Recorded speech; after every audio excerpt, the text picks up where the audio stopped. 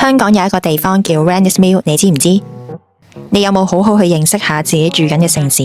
今集我哋會帶大家返去舊時嘅調景嶺，去將軍澳不為人知嘅地方。我哋除咗會去睇一塊好珍貴嘅路牌，仲會去一間隱世小型博物館，試食埋薩莉亞嘅隱藏食法，仲會試踩跨灣大橋。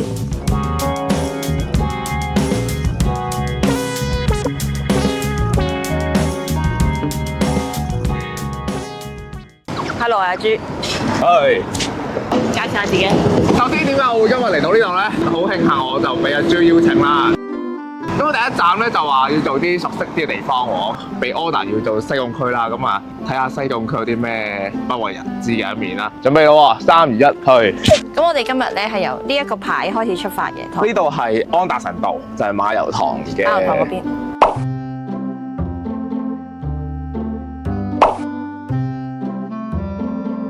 大家可能就覺得將軍澳係一個九龍嘅地方啦，但其實喺地理嘅角度嚟講，將軍澳屬於即係頭先睇到個牌啦，就係西貢區咯。點解我今日會出現喺呢度咧？我本身自己就係一個即係都中意研究香港歷史嘅一個人啦。喺 Facebook page 好多年前㗎啦，咁就開咗個 page 叫《空城記》啦，就講咗好多咧一啲香港不為人知嘅一面，或者係可能已經係荒廢咗啦，又或者係即係被遺棄咗嘅地方，好想將呢啲故事啦，就同大家分享翻出嚟，俾大家或者俾下一代知道，哦，原來曾經上一代有過一啲咁嘅城市故事喎。例如將軍澳啦，其中一個好出名嘅，可能就係大家聽過邵氏影城啦，有冇聽過啊？有啊。咁今日我就俾呢個指派到要嚟呢個將軍澳啦。即係聽聞你係住將軍澳喎。冇錯。咁你對將軍澳有幾認識咧？將軍澳對你嚟講係個咩意義？係一個充滿安全感嘅地方，因為喺嗰度大咯，好多回憶喺裏面咯。咁將軍澳啦，可能大家會覺得係屬於九龍啦，即係觀塘區咁樣啦。如果大家有睇過片頭就知啦，其實將軍澳咧係屬於新界嘅西貢區嘅。唔係喎，不過我有啲體驗想分享，因為我早幾年投票嘅時候咧，咁我以為咧將軍澳係佢唔係新界就係西貢咁樣啦。跟住投票嘅時候，我就發覺原來我選區咧係喺九龍東。將軍澳對我嚟講咧就得4個字嘅啫，美食沙漠。非常同意，每晚都好苦惱。要唔要影下我 view？哇！呢度好靚喎，睇下哇！你睇今日晴朗天啊！呢度咧，我將軍澳人知唔知啡色眼前呢棟嘢叫咩名咧？知道，康城花園。冇錯啦，康城花園。但係你知唔知康城花園其實係幾多年落成？好耐啦，因為我小學嗰陣已經有啦。因為康城花園咧係89至90年就落成㗎啦。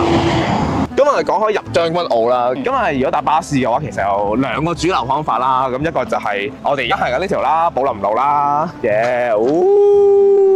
將軍澳人咧會叫呢條做山路，跟住另外一條就係隧道。係啦，就係隧道。係啦，冇錯啦，就係將軍澳隧道啦。嗱，咁呢條咧頭先我哋行嗰呢條就係寶林路啦。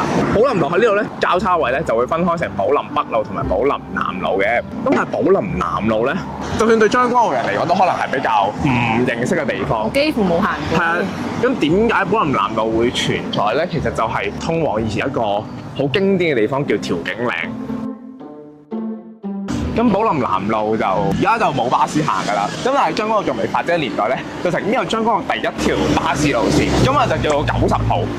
冇咗啦，呢條路線冇咗㗎啦。喺邊咧？就由彩虹，就係經安達臣道同埋寶林南路咧，就去到一個叫調景嶺嘅地方。我講嘅調景嶺係啲咩地方嚟嘅咧？其實調景嶺就係一個以前啊，曾經係一個大規模或者甚至係有管理網絡嘅一個徙置區嚟嘅。咁我哋其實調景嶺呢個地方就好有趣嘅。首先佢同將軍澳所有嘅地方名都好唔夾啊！你覺唔覺啊？翠林、寶林、景林、坑口、尚德。咁原來調景嶺真係有個好特別嘅歷史喎。咁就喺即係香港開埠冇幾耐咧，當時有一個外國嘅商人啦，咁就叫做 Albert Rennie， 係啦，睇中咗香港對麵粉嘅需求，於是咧政府就安排咗佢喺而家調景嶺嘅一個山上面。就係呢個嘅麵粉廠，咁咧就係講個區名啦，就叫做有佢姓啦 Rennie 啦，咁佢係一個有麵粉廠啦，有磨坊啦，有農田，咁我哋就叫 Mill 啦，咁所以咧嗰陣時就調景嶺原先咧冇中文名嘅，就叫 Rennie's Mill 啦，咁但係好景不常啦。咁啊 Rennie 咧就最後就因為即係生意唔掂啦，所以就即係全民就跳崖自殺啦。但係自殺嘅方法咧，亦都都市傳說又唔止一個，有啲就話吊頸，有啲就話跳崖、跳海。當地就比較流傳就一個吊頸嘅一個結局啦。後尾就有當地嘅人或者就將呢個地方就改做吊頸嶺啦。咁啊，當然政府你發展呢個地方就一定唔會叫吊頸嶺㗎啦。咁於是就攞咗佢嘅諧音就叫調景嶺，就成為咗調景嶺呢3個字來源嘅一個故事啦。行到嚟呢度，我哋就係為咗呢樣嘢。冇錯啦，咁去到80、90年代啦，咁因為真係要發展將軍澳，政府就改咗一個超冇感情嘅名啦，就由 Rannis Mill 改做 Tewking Lang 啦。咁但係究竟 Rannis Mill 呢個字仲有冇存在嘅咧？就係呢個啦，都應該係現存唯一一個牌係仲係用緊 Rannis Mill 呢個名嘅。哇！我身為將軍澳人，我都係第一次見。甚至可能將軍澳人都唔知原來調景嶺個名叫 Rannis Mill。如果用到 Rannis Mill，一般都可能係90年代之前。咁加上佢就係用緊監獄體啦啲字眼。咁當時佢係用手做嘅方式去整呢啲路牌，所以咧你會見到啲字體咧，其實有少少唔係好對稱啦。你話你啲 friend 即係都會擔心呢一個俾人係啦，可能99% 嘅將軍澳人都唔知道原來調景嶺已經叫 Rannis Mill 啦，都曾經有擔心過呢塊牌會消失於城市中。所以如果我哋過嚟睇或者打卡嘅話，我哋就可以搭巴士啦，去到茅湖仔或者康城花園，再經寶林南路咧落嚟，大概5分鐘咧就嚟到呢個咁特別嘅牌啦。係咯，今日有雜草喎，我見到啲相係冇雜草嘅。係啊，咁啊冇辦法啦。阿 Jo 已經放飛自我啦，佢已經唔理我啦，得翻我自己一個啦。拜拜，我攞埋佢 channel 啦。拜。我覺得有時咧，我哋成日嚟將軍澳咧，成日行嗰啲商場啊，嚟下呢度都幾好嘅，即係認識多啲香港。因為我哋都唔知道喺邊一年邊一月呢一塊牌咧，可能已經會冇咗㗎啦。即使好熱，都好值得。我哋而家去豐物信啊嘛，係嘛？要行一段路喺度。喺邊啊？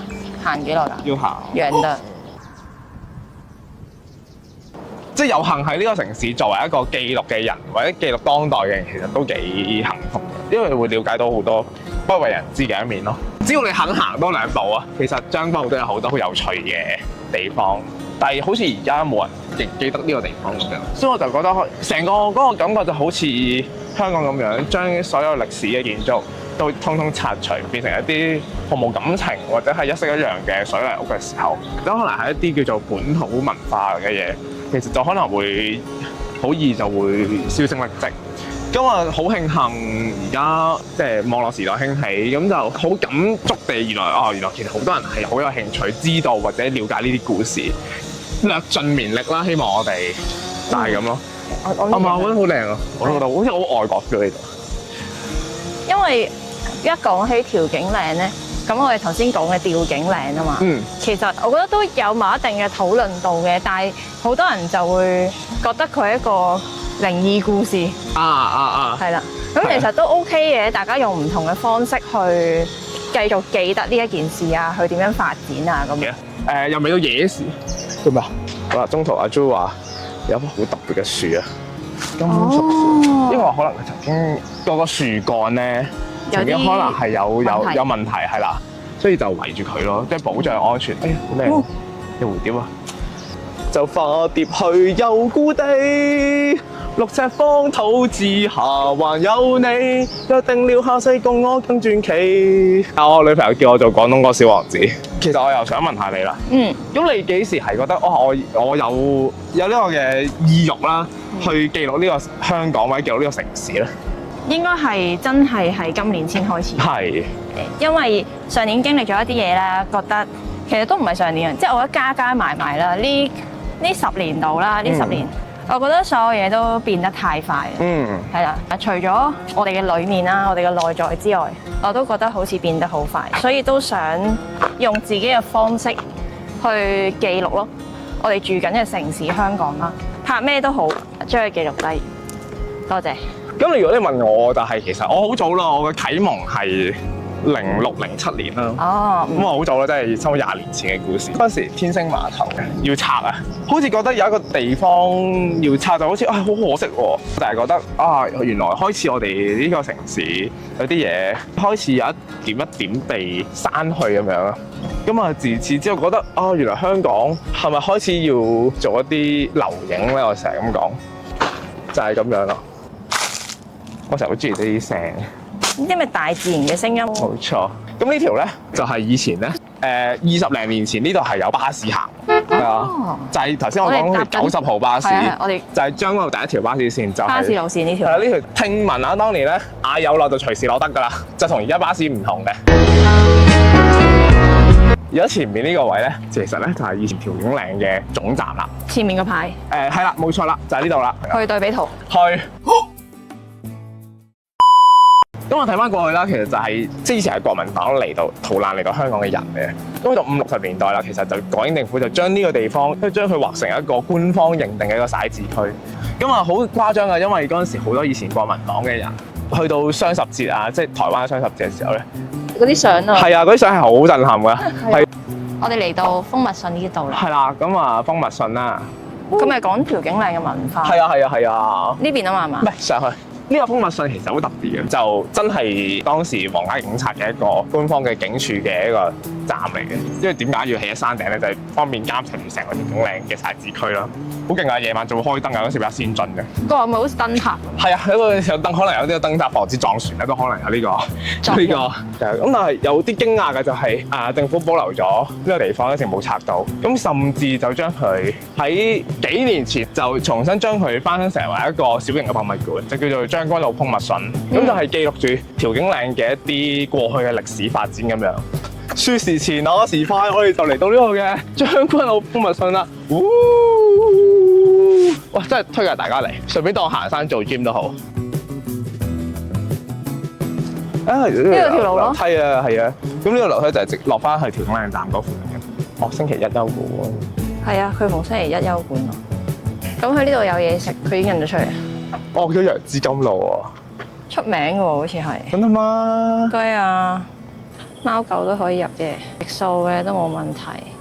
上網睇咗咧，佢楊枝甘露就推薦嘅，跟住其他我就唔係好清楚啦。好似呢個涼拌紅薯粉，佢最好就係免費入場喺度，但夏天嚟比較熱咯。係啊，真係坐唔到出邊咁。都唔係比較熱，好熱啊！係啊，我哋快啲入咗去涼冷氣。係啊，絕對要。喂，去得歐多華坐咋？唔識踩單車都可以踩到。喂 ，OK 喎，但係你要踩上嚟調景嶺。拜拜。兩個。好，唔該。得啦。喂，小心喎呢度。做咩事？哦，我見到啦。蜂蜜信前身係調景嶺警署同埋警員嘅宿舍嚟嘅，之後咧就將佢活化成歷史嘅資料館。咁佢成個建築咧都係保留住嗰陣時嘅原貌嘅，係調景嶺最後一座歷史建築物。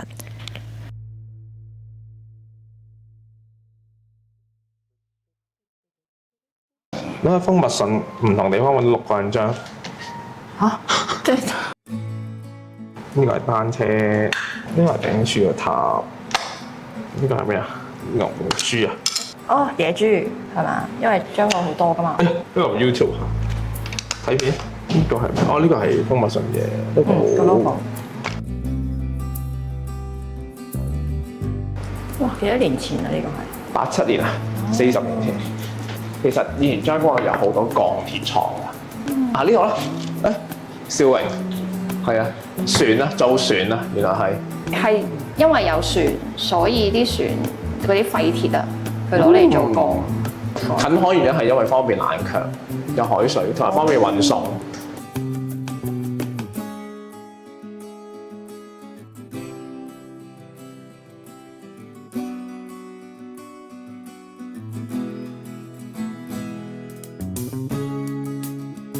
哦，靈實啦，係啊。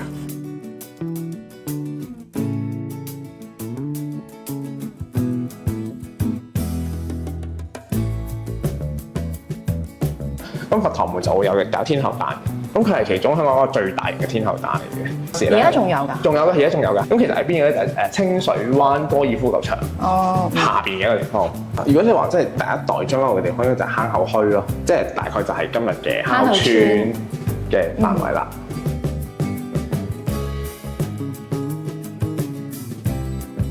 呢張相係好經典啊！安寧花園，即係其實而家就係坑口北嗰附近啦。雖然咧呢個舊警署係有監察居民嘅作用啦，但係咧聽翻以前啲人講，其實嗰陣時嘅警民關係咧係好好，同埋相處好融洽嘅。以前有啲瞭望台嘅啲設施嚟嘅，即係咁樣開嚟望。係啊，有機會。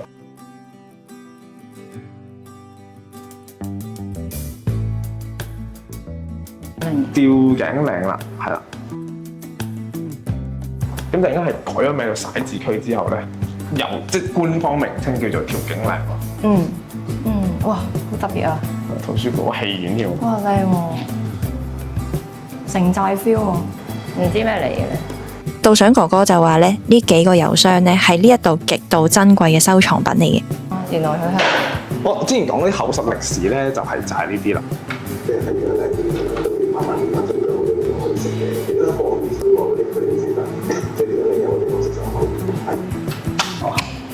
佢有宗教，但教會咧就更加應該更加嚟得更加全面或者有會會有宣道會有信仰有學校我想你表演呢個可以講咩啊？我哋睇下將軍澳嘅變遷。咁佢中間其實就係一個好大嘅海灣啦。咁你見到調景嶺其實同而家坑口係完全係對岸咁樣嘅。咁呢就調景嶺警署啦。去到我哋變啦，變魔術。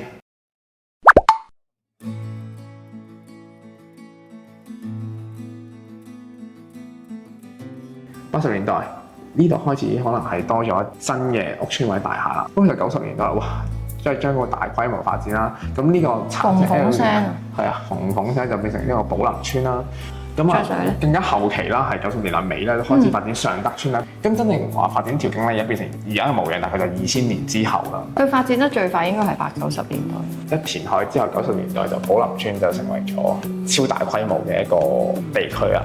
三頭昆立我哋成日話係寶林、坑口、尚德，咁而家仲多埋調景嶺同將軍澳南嘅地方咯。咁就變咗將軍澳就係4區鼎立啦。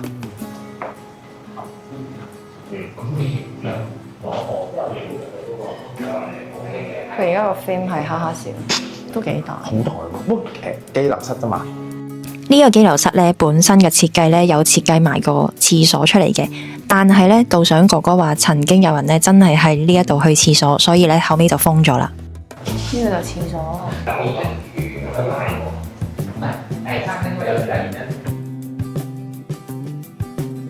大家估下呢個係咩？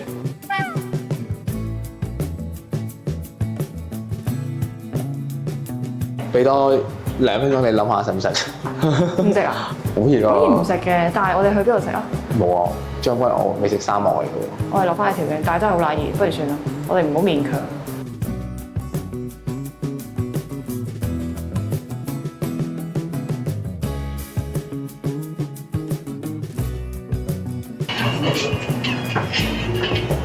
好熱啦！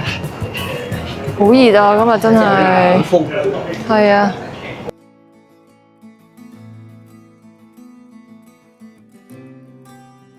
咁咪行落去咯。我哋食嗰啲舊式冰室咯，睇下有冇。將軍澳有咩？唔知啊，揾下。都有啊。啲嘢啊！望下先，好熱啊，因為。我哋秋天再食。係啊。喂，點啊？行完嚟講點啊？我覺得每一個將軍澳人都一定要嚟認識一下呢個地方。佢其實佢唔係淨係講調景嶺嘅歷史，佢有講咗好多，講咗一部分係有啲將軍澳發展咯，例如填海啦。我可能都唔知呢度係咩嚟㗎。介紹呢度咯。係啊。呢度就係頭先導賞員佢介紹嘅，佢話呢一度咧就係一個其實而家就變咗一個旅館啦。頭先導賞哥哥就話，其實呢度由以前前身警察宿舍啦，變成而家個靚靚嘅旅館啦。咁就入邊有14間房嘅。咁佢就話雙人房早餐晚餐連晒都係900蚊啫。喂，其實我覺得雙人即係平均一個人450蚊就都好抵喎。尤其即係住一個咁有歷史意義或者一個咁有特色嘅地方，香港好難揾到啲咁嘅地方。唔係，同埋佢講咗一樣對我嚟講好吸引嘅嘢，就係好多人咧租呢個地方係攞嚟零收嘅，因為佢個僻靜係嘛？係，佢真係遠離咗市區。去邊啊？行落去咯，行落去咯。呢邊啊 A few moments later。睇下先，仲有啲咩咧？食感最高喎，睇下先。呢個哇，好似好正嘅喎。係啊，呢個我想試啊。係嘛？呢個係布甸再加佛卡夏。唔係，咁咧有3個 recipe， 1個、2個、3個啊嘛。咁咧我哋就係嗌咗呢個雞肉多利亞飯底啦，再加呢個嘅菠菜煙肉第一個，第二個就係野菌雞肉意粉，就加呢個嘅法式田螺。係。第3個咧係卡下加布甸。好。OK， 好。我影下呢個先。係卡下。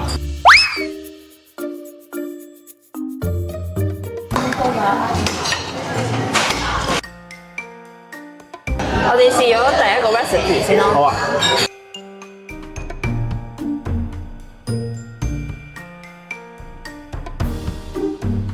菠菜煙肉雞肉多利亞，哇！出面買1嚿水啊！呢個要。OK 喎。我未試過呢個。OK 喎。 OK 啊。好食喎真係。味道如何？濃郁嘅芝士味，因為佢個菠菜質感咧，溝落去係夾嘅成件事，同埋佢有好香嘅黑椒味咯。記住我哋而家呢啖係醒水面面觀，我哋唔係一個飲食節目嚟嘅。我覺得幾好喎，不過咧加咗菜之後咧 ，fresh 咗，或者冇咁油膩，冇咁膩，冇咁漏啊。值得一試啊！我覺得呢個。唔錯。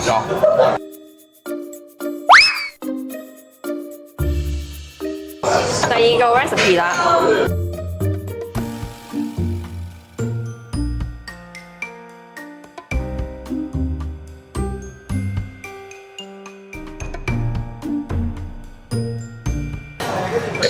撈起，佢本身應該係唔辣嘅喎，個意粉。我覺得都幾好食喎。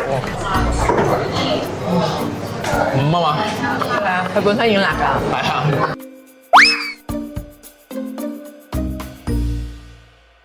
佢嘅食法咧係由呢個布甸搭上去。掂唔掂先呢個？佢黐實咗嘅喎。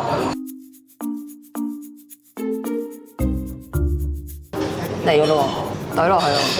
下面嗰個係麵包嚟㗎。係啊，類似法包，但係佢又冇法包咁硬嗰啲物體啦，好似意大利包嚟。喂 ，Buddy，你點樣形容啊？形容唔到啊！你反應講真話，我覺得個布甸有陣藥水味，個包係幾好食嘅。我反而個包好食，我中意食包，因為個包可以沖淡咗個布甸嘅甜味，令個布甸冇咁甜。係，所以咧一定要咁樣食，一啖咁食，唔係好甜，係啦，入口咗，男士都 OK，我覺得。A few moments later. 戇鳩嘅。等先，我而家入緊去。喂，邊度有車入去？我諗我俾啲信心自己，我而家要。即係我扶咗你上車先啦。唔使，OK。OK 係嘛？開咗成功。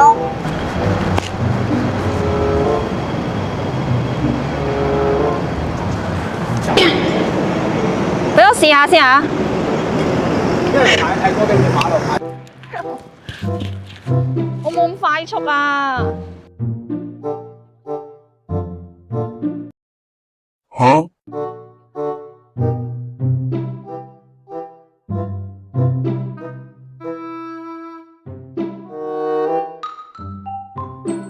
等先，你唔好咁接近我先。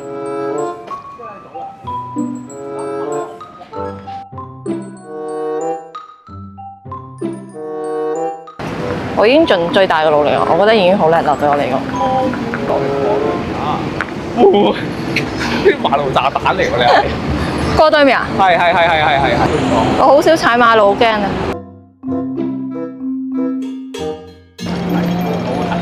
哇，好少踩馬路啊，好驚啊！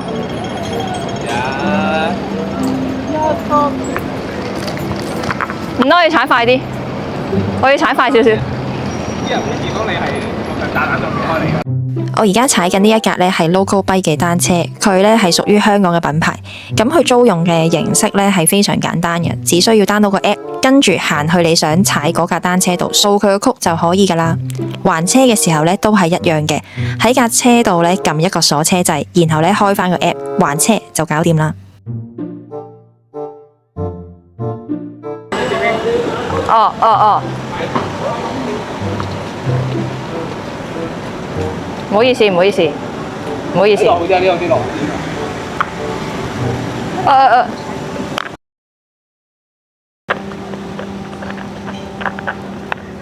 OK。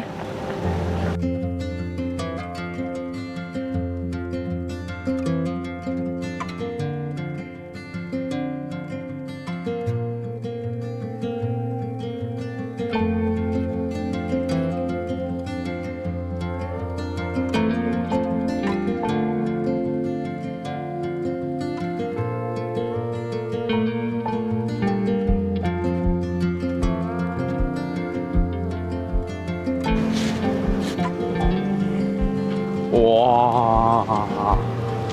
呢條就係跨灣大橋啦。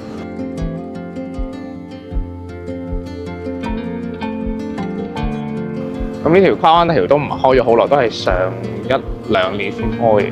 咁啊 Google Map 都好有趣嘅，佢收翻10年前一啲相啦。哇！當時係一個好平靜嘅一個海面嚟，即係多咗一條跨灣大橋。啊！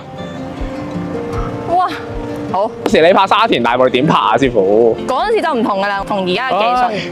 嗰陣時又唔同喎，佢得閒飲茶呢啲 level 係。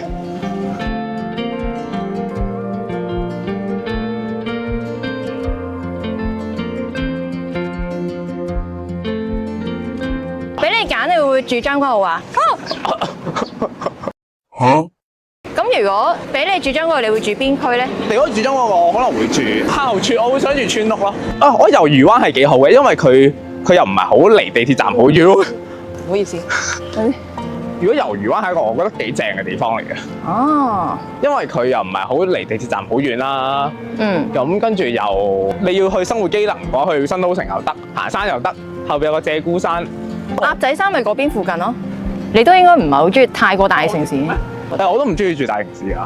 我放假好怕去旺角啊、尖沙咀啊嗰啲咯。我都係。即係我寧願中意喺大城市悠遊慢活咁樣。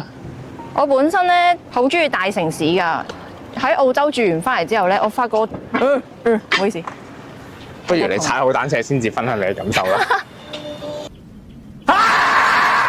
發覺住郊區好舒服，所以我就好向往住西貢嘅，但係西貢太貴啦啲樓。好難，哇！啲天個雲好靚。你有冇聽過呢個康城輪迴啊？啲潮文啊？我試過啊，翻去將軍澳站，跟住又去翻日出康城，跟住。喂，你踩住先。哦。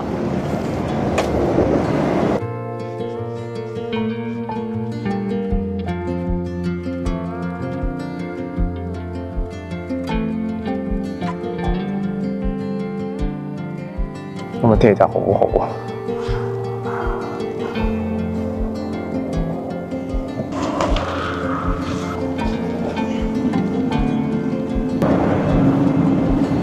呢度啊！跨灣大橋喺2022年落成嘅，成為咗香港第一條又可以行車啦，又可以行單車徑，又可以行人，同埋有觀景台嘅一條橋。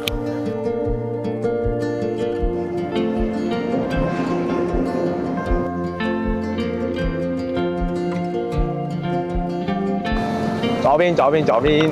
OK。咁咪沿住個海灣落咯。你行先。係，俾我。你行先。唔好啦，我喺後邊睇住你。唔使驚喎。好，繼續去。去邊？沿住去。繼續去。恭喜你踩完呢個跨灣大橋啦！好嘢！Yoo-hoo！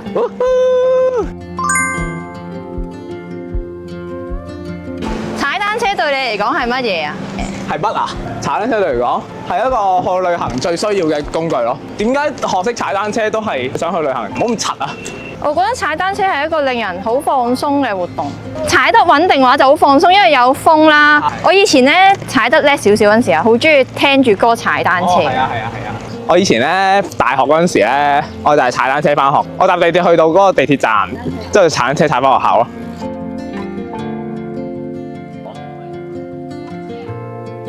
唔係，你一順好多啦，有得踩翻。係咪啊？多謝你。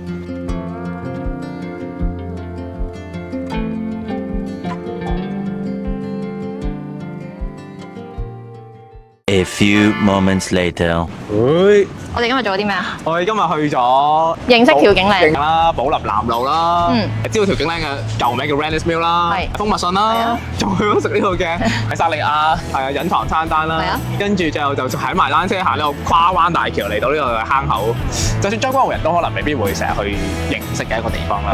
咁希望呢條片可以俾大家知道，原來將軍澳或者調景嶺咧，尤其調景嶺有一個咁特別嘅歷史咯。但我哋仲有下集喎。係啊，仲有下集啊！嗱，下一集咧就會由個坑口出發，咁我哋就去帶大家由坑口去或者將軍澳唔屬於市區一啲嘅更加隱世嘅一啲秘境，不為人知嘅地方。冇錯，更加不為人知嘅地方。好啦，下集再見，拜拜。